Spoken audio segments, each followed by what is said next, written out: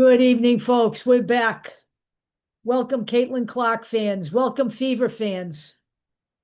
So, before we get off on a discussion about the fact that the Indiana Fever stayed put at the trade deadline, because I want to go over some numbers with you. I would just like to tell everyone who may not know this yet, although probably a lot of you do, that Stephanie White has been nominated for Coach of the Year. Now, to me, that's a WATF moment, but I'm sure there are people who feel that, she has managed to keep the team afloat without Caitlin Clark playing. And, the fact that they're in the midst of a playoff run is in and of itself an accomplishment. But she continues to mystify me. And when I go over the topic of, the fact that we stayed put and we didn't improve our front court, I'm going to go over some numbers that also mystify me about how she's using the players on this team. So, but I guess at the end of the day, when you're selecting the coach of the year, you're looking at the overall results of what she's been able to accomplish. So we'll have to see how this plays out as we go down the road here, because we still have, some games left in the season, and then we do have the playoffs. But I don't know. I mean, some of the fans out there were positively more than just a little taken aback by it. And before I also want to go any further, let me tell people so they can write this down that Caitlin Clark will be the guest on Sue Bird's Bird's Eye View podcast tomorrow. I believe that will drop tomorrow. And she is interviewed on a wide variety of topics. So keep an eye out for that. I saw that on X today, by the way. In fact, I may have the ad for it. Let me take a quick look and see if I have the ad for that somewhere in my.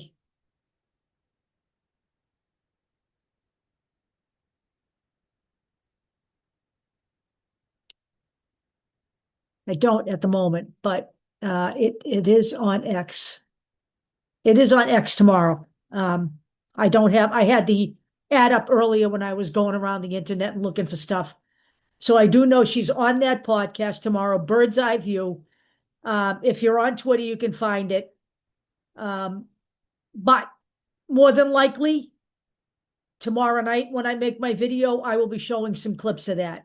So I'm just letting you know she's going to be on there. Now, the other thing I wanted to mention, which we haven't spoken about, is I don't know if anybody had the opportunity to see the Caitlin Clark interview with David Letterman on Netflix. I believe it's about 47 minutes long. The name of his series is My Next Guest Needs No Introduction. And I have to tell you, she was pretty funny. She's pretty funny. She's quite a character.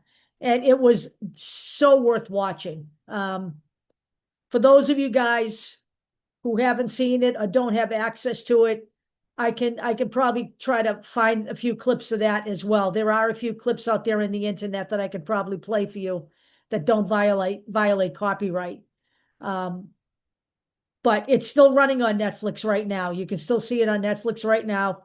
And I thought it was going to be one of those things you could download. It's actually one of the things you can't download.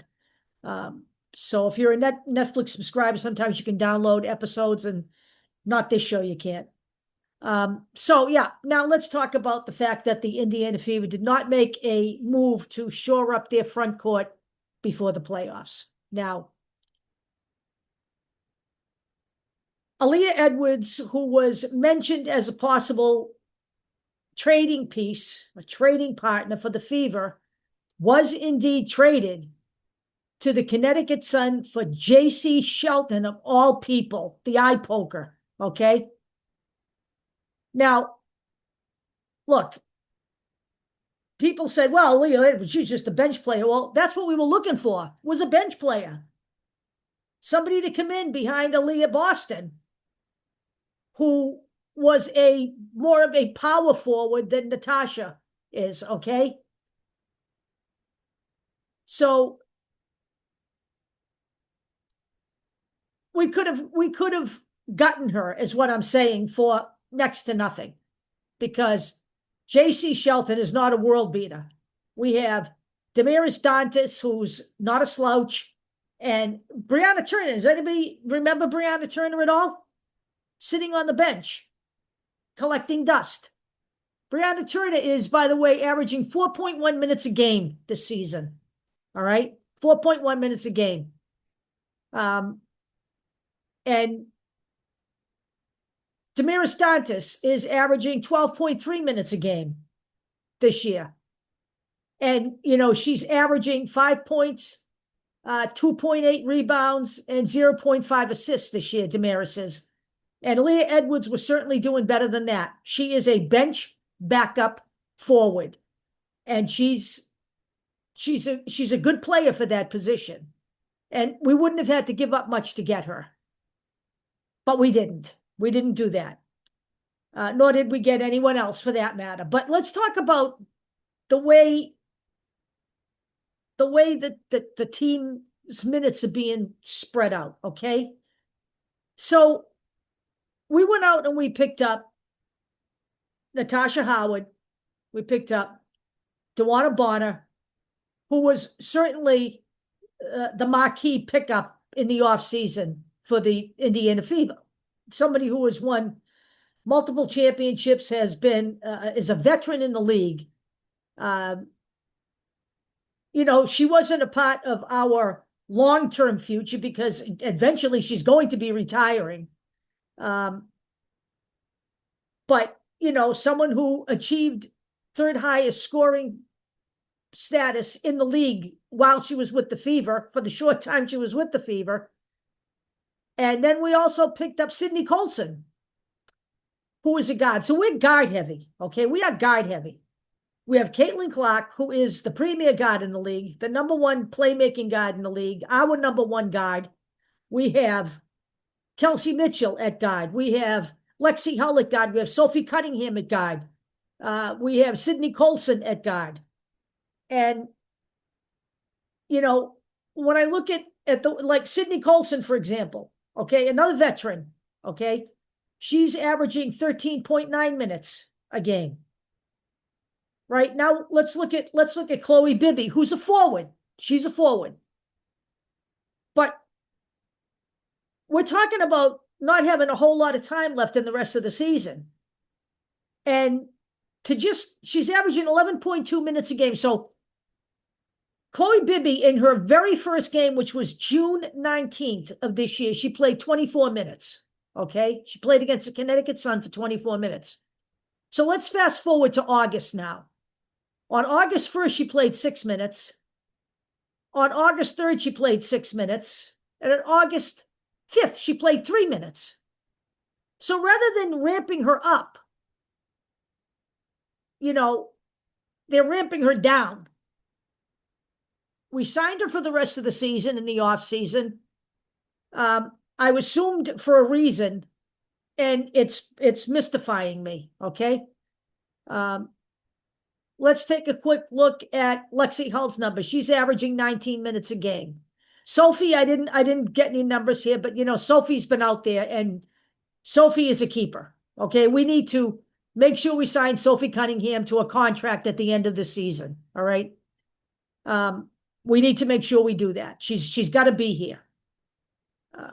But you look at,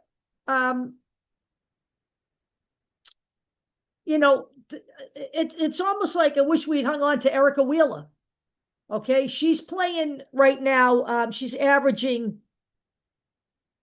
27.4 minutes a game, not with us, right? She's averaging 27.4 minutes a game.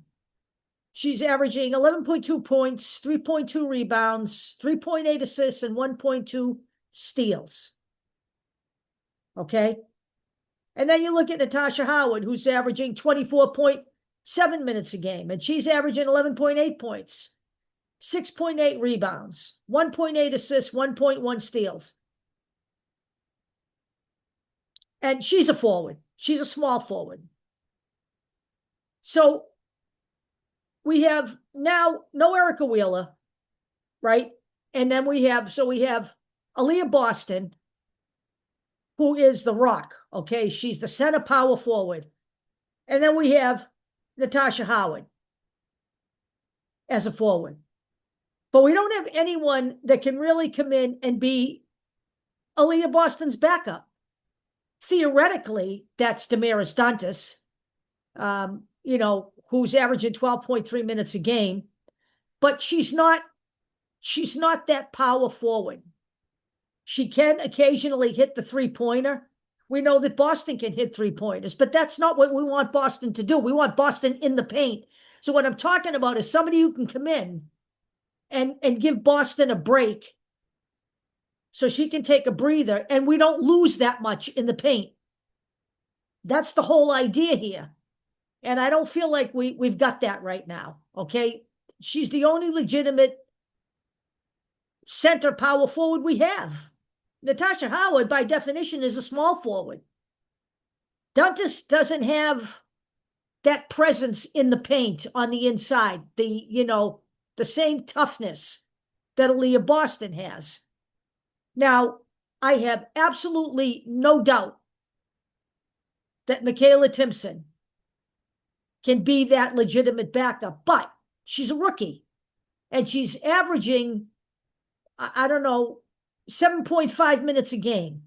And in the 7.5 minutes a game she's playing, she's averaging 2.7 points, 2.1 rebounds, 0.1 assists, and 0.5 steals.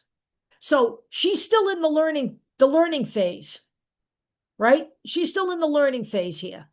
But I do believe that Michaela Timpson can be a force in the middle. I just do. I get that from her when I watch her play. It's just a question of her having her confidence and, getting some minutes. But it's hard to give her those minutes when you're making a playoff run. Okay, that's the thing.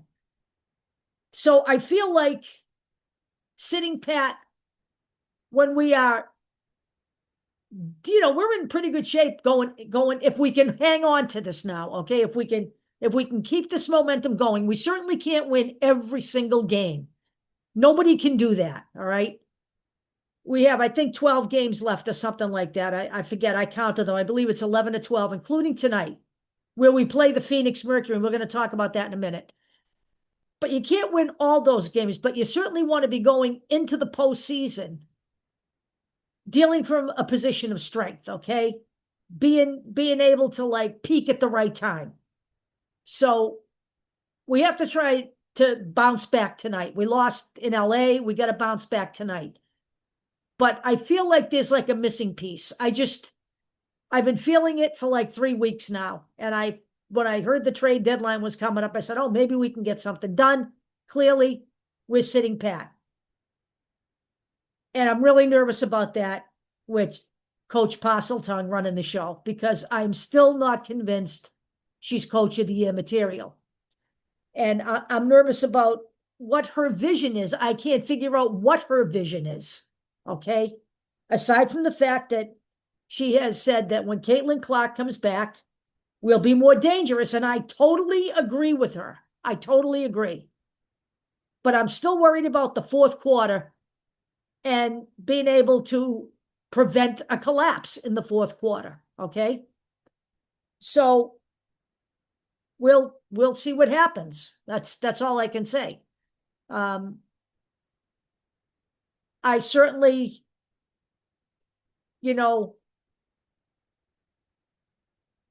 don't see.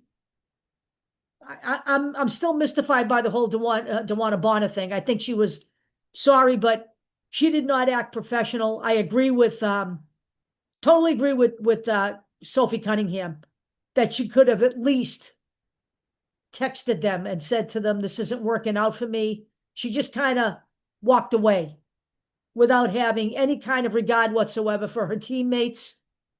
And that's a sad thing, okay? For someone who is considered a WNBA legend to have acted like that is, to me, not something I'd want to carry around with me as I was leaving the league, to be honest with you. So here we are, and the eye poker has been traded. And, you know, she's still around, but I'm sure we'll be playing her at some point. But we couldn't do anything. We didn't do anything. We chose not to do anything. So some people are surprised. The people who have been saying that we needed one more piece, which was the people on my side of the coin. And then in some of the articles you're reading, you know, it was like the Indiana Fever stayed pat, and then in parentheses, not surprisingly. So some people expected them to not do absolutely anything to improve the team before the playoffs. So that's where we are. It remains to be seen how they're going to use Chloe Bibby, if they're going to use Chloe Bibby. You know, if Sydney Coulson's going to get more minutes than 13.9 a game, she certainly came here with a lot of fanfare attached to her. And we'll see where it goes. You know, we know that the majority of what goes down on the inside and in the paint is going to be shouldered by Aaliyah Boston, and let's hope that she doesn't get too tired as we progress, okay? So that's about where we are with that. But the other thing I did want to mention is the petition. We're up over 400 signatures. We really need to put the pedal to the metal and try to get more. I'm going to continue to share it. It has to be shared multiple times and more, you know, in other words, I can't just share it on Facebook in groups 1 or 2 times. We have to let it have time to be seen by a lot of people. And as you know, there may be millions of people on Facebook, but every post you put out there is seen by maybe a few hundred people every time it's posted, because it's just that big a venue. But I did share it on non-Facebook social media last night. We'll see if we can pick up some stuff there. I have been putting it in the comment section on several of the people I follow on YouTube as well. So we'll see if we can pick up. I did put it in one comment section late this afternoon, and I noticed the pickup of about 10 signatures. So I'm going to keep sharing that because, again, those comments move quickly. And it's the kind of thing where you don't have limits on YouTube. You can keep posting that. So I'm going to try to keep doing that.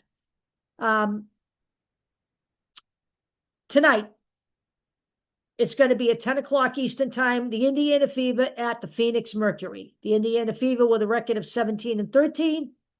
The Phoenix Mercury with a record of 18-11. And we all know who plays for the Phoenix Mercury, don't we? We do. So the question will be, was after the big booing session and the reception here in Indiana, there in Indiana, because I'm in Boston, I'm not here in Indiana, will the Phoenix Mercury deny a victory to the Indiana Fever on their own home turf? So I would expect this will be a tough game for Indiana to win tonight. But they must play defense for all 4 quarters, okay? That's where I'm coming from on this. As far as Caitlin Clark's return, there's now new... You just can't get away from this. There are now new conspiracy theories out there, okay? The first conspiracy theory I heard, only from a couple of people, was that the reason they're not playing Caitlin Clark is because they're going to trade her, which is something, as I said, that they do to players who they're going to trade. Well, clearly, they didn't trade Caitlin Clark, and it's a good thing they didn't, because I'm pretty sure there would have been riots in the streets of Indianapolis, Indiana, had they done that, okay? Gainbridge Fieldhouse may have been burned down. Now the new conspiracy theory is she really injured? So This is where we were, okay? When they were bringing her back after 2 weeks and she was getting re-injured, right? And then they were bringing her back after 2 weeks and then she was getting re-injured. And then they were bringing her back after 2 weeks and she was getting re-injured again. We were at the point where people were saying they just have to keep her out a month, bite the bullet, keep her out a month and let her heal. Now, okay, she was injured on July 15th. Okay, it is what? It's August 7th. It hasn't even been a month. It hasn't even been a month.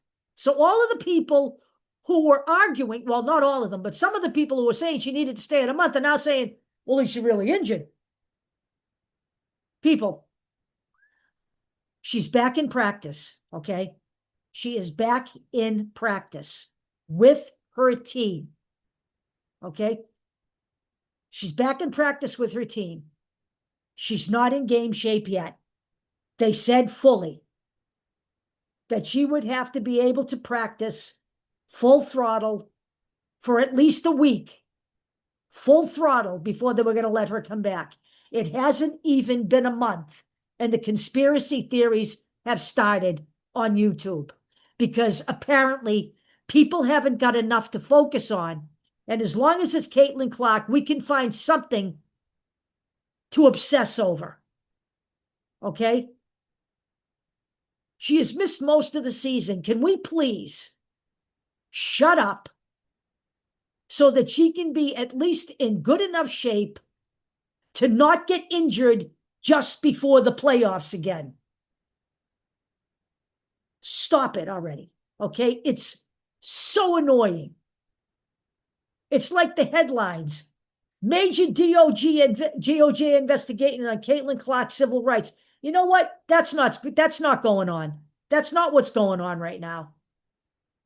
Okay? They have pictures of Donald Trump on the front of the videos now with Kathy Engelbert standing next to him and he's screaming at her, I want her gone. That's not going on either.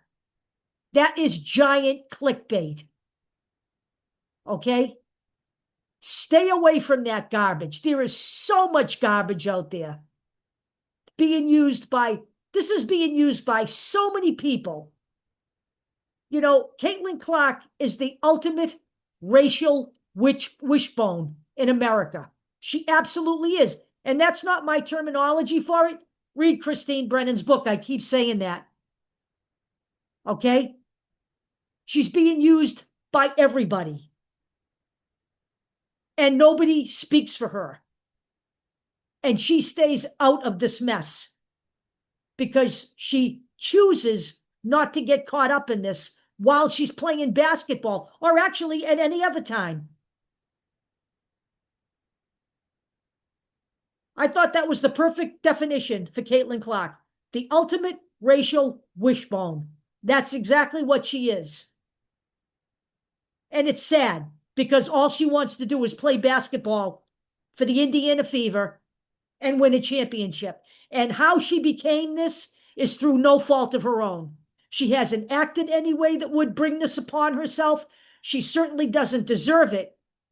She's a basketball player. And as Sophie Cunningham said, people expect her to be a certain way, and she is on the court. They expect her to be a certain way, and she is on the court. She's serious.